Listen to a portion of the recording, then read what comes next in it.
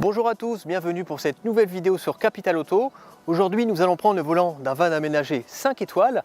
Alors, enfilez vos lunettes de soleil, vos tongs et votre chemise à fleurs et suivez-moi.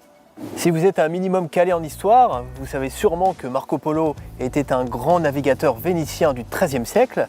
Mais ce que vous savez sans doute pas, c'est que c'est aussi le nom choisi par Mercedes pour baptiser son van aménagé. Il faut savoir que Mercedes est le seul constructeur premium à proposer un van aménagé dans sa gamme, et ce depuis 36 ans, puisque le premier modèle est apparu en 1984.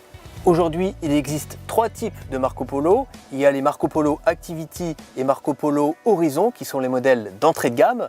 Ils sont soumis au malus écologique, ils n'ont pas de kitchenette. Et puis, il y a le Marco Polo tout simple, notre modèle d'essai, qui est vraiment un modèle haut de gamme, qui n'a pas de malus écologique et qui a aussi une kitchenette. Et surtout, il est basé sur le Mercedes Classe V, la navette de luxe de Mercedes. Et c'est vrai que l'on sent tout de suite qu'on est à bord d'une Mercedes. Ça se voit déjà avec ces matériaux qui sont de qualité. On a aussi des plaquages en noir façon piano, donc très bien fait. Et on a également un revêtement de sol façon bois de yacht, donc très bien réalisé. Donc on sent vraiment que c'est un univers haut de gamme.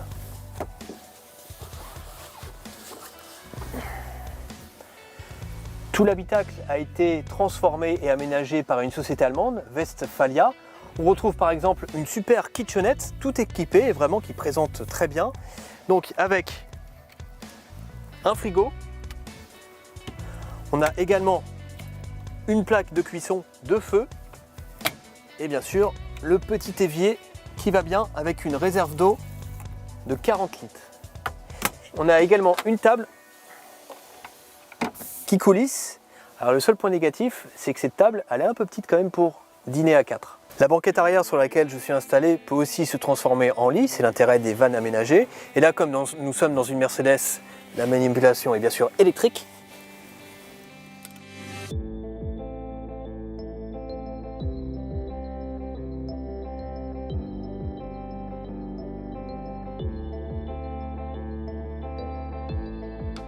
Et voilà, on a monté notre lit, donc c'est quand même confortable, il y a la place pour 2 personnes et surtout grâce au surmatelas, ça reste quand même très confortable, on peut passer une très bonne nuit. Surtout qu'on a des stores sur les fenêtres, donc pour ne pas être dérangé, ça c'est pas mal. Et surtout là, ça nous permet de voir qu'on a d'autres rangements pour ranger toutes les affaires de voyage, un grand rangement au-dessus, similaire un peu à ce qu'on peut voir dans les avions. On a des rangements sur le côté, donc même un miroir pour le matin. Beaucoup de rangements ici, donc ça reste très bien, mais par contre vous allez voir qu'en matière de lit, il y a un autre couchage et pour ça il faut passer au-dessus. Donc l'autre lit se trouve là-haut, au niveau de la mezzanine. Alors la bonne nouvelle c'est qu'en option, l'ouverture de toit peut être entièrement électrique. La mauvaise nouvelle c'est que pour accéder là-haut, vous allez voir que c'est pas évident parce qu'il faut monter sur le siège passager, donc il n'y a pas d'échelle. Faut être assez athlétique quand même. Il faut monter sur le haut du siège. Voilà, c'est pas évident. Et pareil, on trouve quand même sur un matelas qui est pas très large, donc c'est assez difficile de dormir à deux, on est assez serré. Mais les bonnes nouvelles, c'est qu'on a un intérieur clair, donc c'est pas trop étouffant, ça va. Et surtout, si vous êtes un peu claustrophobe, vous pouvez avoir en option un toit ouvrant à ce niveau-là. Donc ça fait partie des points positifs. Toujours au rayon des accessoires pratiques proposés en option, on peut avoir une lunette ouvrante, qui permet d'accéder au coffre et au rangement sans avoir à ouvrir le coffre. Mais pour vous montrer quelque chose de très sympathique, je vais devoir l'ouvrir. Donc une ouverture électrique. Ça me permet de vous montrer que dans ce petit rangement, on trouve une petite douchette. Donc il suffit de placer sur la vitre, de brancher la douchette ici. Voilà, d'actionner la pompe.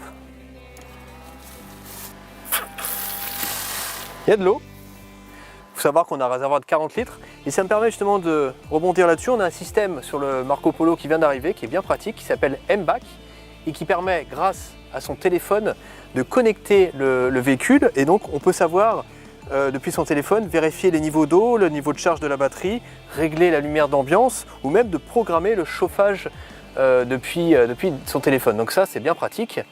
Bon, maintenant, c'est pas tout ça. Moi, je vais prendre ma douche et je vais vous dire à tout à l'heure. Au volant, on se fait assez vite au gabarit du Marco Polo, donc qui mesure quand même 5,14 m de long, ce qui n'est pas rien, mais c'est agréable, surtout qu'on est à si haut, donc on domine bien la route et on est bien aidé par les nombreuses aides à la conduite, dont la très précieuse caméra 360 degrés qui permet de voir tout ce qui se passe aux alentours sur l'écran quand on roule à basse vitesse. Alors sur cette version, nous avons le nouveau diesel 300D, un 4 cylindres de 239 chevaux.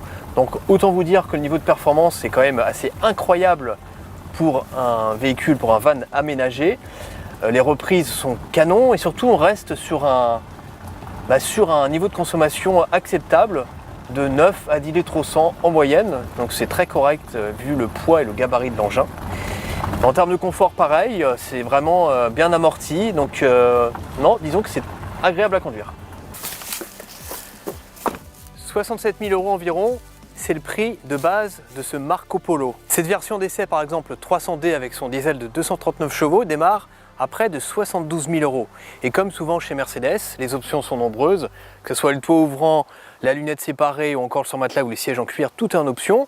Et cette version d'essai telle que vous la voyez là coûte par exemple plus de 83 000 €. Alors c'est vrai que le Marco Polo est agréable à conduire, performant, silencieux, assez sobre vu la puissance, mais par contre nous ce qu'on regrette c'est l'aménagement intérieur. L'espace cuisine qui est derrière est difficile d'accès quand la table est en place ou quand le lit d'en bas est complètement déplié, donc on a du mal à accéder, on n'a pas beaucoup de place pour la tête et le lit supérieur n'est pas très large, mais surtout l'accès via le siège passager n'est quand même pas très pratique. Ce sont certes des petits défauts, mais qui deviennent plus importants quand on voit le prix du modèle. Voilà, c'est tout pour aujourd'hui. On espère que cette vidéo vous aura plu. On vous souhaite de bonnes vacances et à bientôt sur Capital Auto. Ciao!